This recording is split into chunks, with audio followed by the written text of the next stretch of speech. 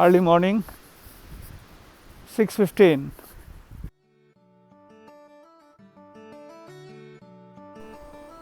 Before we start today's session, we need to understand a couple of technical points of absolute speed. Let's begin. Keep your heel off the ground so that one credit card or two credit cards can go under your heel, and then drive your knee up while you have to point your toes towards your knee throughout. That is very important. Take your legs slightly up. You can take the support of the wall like this, and then take your leg back, up, and in a recovery phase, just little bit ahead of the standing leg, not too much ahead. Back, up, recovery, back, up. While taking back, keep your knee straight, up, recovery, and keep your torso straight, look straight. That's how you have to execute these exercises. Back, up, snap the ground, back, up, recovery,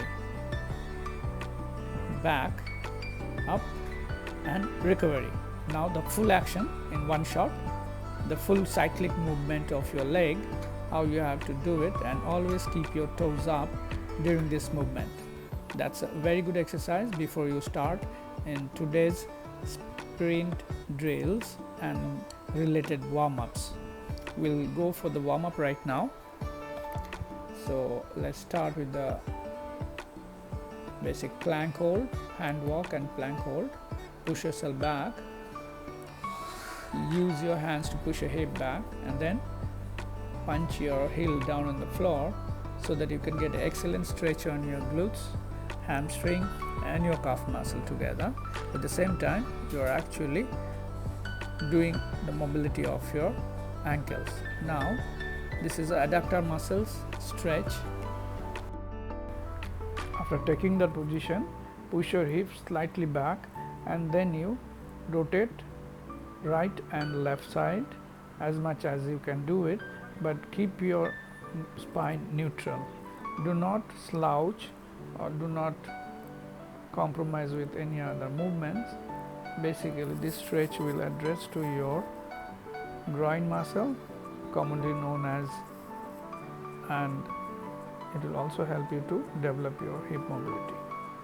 It's a must exercise for multidirectional sports like football and cricket.